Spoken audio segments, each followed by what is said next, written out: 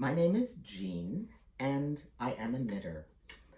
I'm currently working my way through level 1 of the TKGA Master Hand Knitting.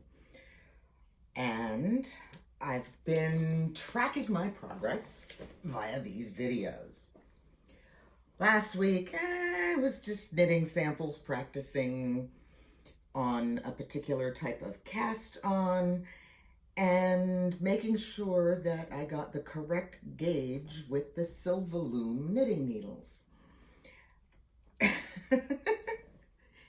I've got a puppy on my lap. He's there. Calm down. He's partly my entertainment and partly my headache. But I also was not pleased at the amount of writing that I was completing. I was just typing along a little too slowly. So I set a goal of let's just get one swatch information sheet absolutely, completely finished. And I got 6 more done. So that's good. I can just check those off the list. My other problem is I don't have printer ink, so I need to work on that. They're finished, but they're stored on a hard drive. And don't worry, I do know how to back things up. This drive is backed up externally to a different source, and it's done automatically. But when I went to the Shepherd's Harvest back in May, I saw boxes instead of yarn bowls. My husband is a woodworker. I described the box to him, and this is what he came up with.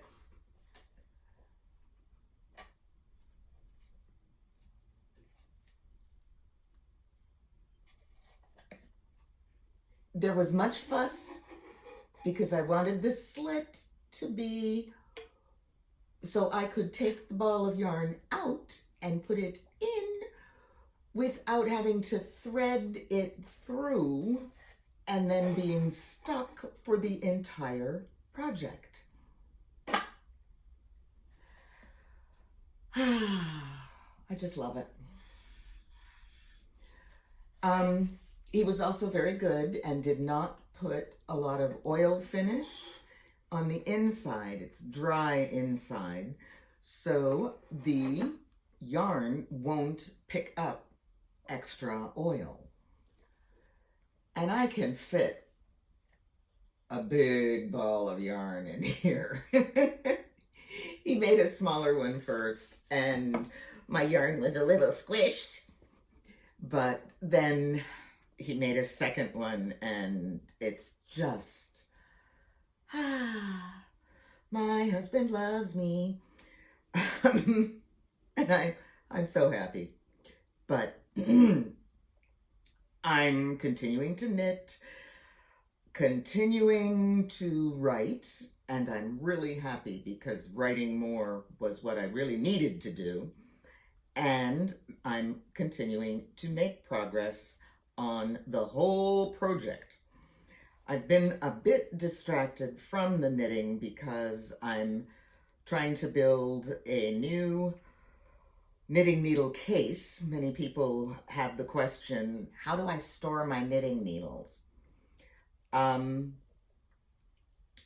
have an old style case that I made many years ago that I store my straight 14-inch long knitting needles in, and I also tuck a lot of my longer double-pointed needles in that. And then I made a case from a pattern. The company is called By Annie, and the pattern is called The Point of It All, and the idea is that she gives you a basic pattern, but then once once you've finished it, you realize what you really want, and then you make adaptations to the other thing. And so I had fabric that I really liked, and I'm very happy with the first case that I made. Actually, it's the second. The first one I made, I gave to my sister. But it isn't perfect. The suggestions for the spacing to hold your knitting needles was too generous, and I ended up with bigger pockets and not enough of them. And what I really need was more tiny pockets, because I don't have many sets of very, very large needles. I have multiple sets of eensy teensy needles because I like them. So I needed to redo that, and I realized you can't always change things because you have to assemble the case in a particular order, or you will be doing things like sewing pockets shut accidentally. So I had to plan out what would go where and when I would sew it down. And there's some things that simply will never go back to back. But I've solved that problem, and I have things planned out, and I bought myself some fabric, and that's been sucking up my time away from knitting. And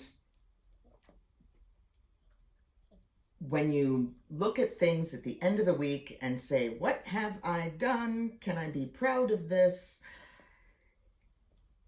Yes, but I haven't been working on the things that are the priority that I want. So I have to shift that around again and put something on the back burner and get back to this project. I knew this was going to happen. I was trying to put it off for as long as possible, and I've been successful at that. When you think about how long it has been since I first got the directions and what I've had to get done to get this far. But I don't want to stop. I don't want to get bogged down in the last third, because it's actually less than a third, and then delay sending it in. So I'm fighting not to be bogged down in my knitting and my progress. So I must encourage myself to pick up my needles and keep knitting. I feel like something out of Finding Nemo. Just keep knitting, just keep knitting.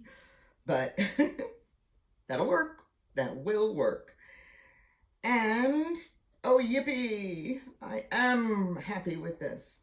Many times when you stop knitting for a period of time, the yarn that is currently on the needles will knit a row at a slightly different gauge than other stitches in the same project, because it's just been hanging out on the knitting needles. And I was concerned at first that I had set this down for enough days, but no, I have no weird line through my knitting. Yay! I like being able to avoid that.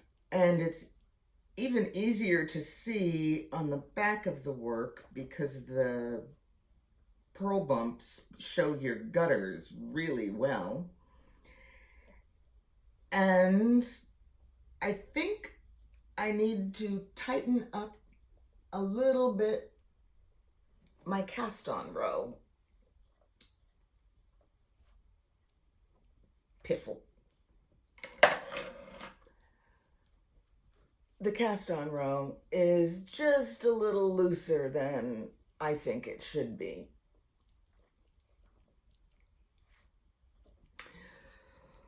But that's why I'm doing these practice swatches. The cast on is much easier than I had thought.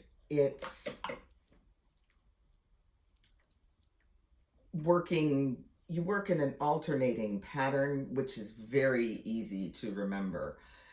And that's good. That means I don't have to struggle to remember this cast on, but I am going to consider that I need to actually work it a tiny bit tighter than I had been. And that's a good thing. I've solved a problem, I've prevented a problem. Sounds like a little step, but you know, little steps add up to big progress. And I need to just keep knitting, just keep knitting, just keep knitting. Anyway, y'all have a wonderful day and keep knitting.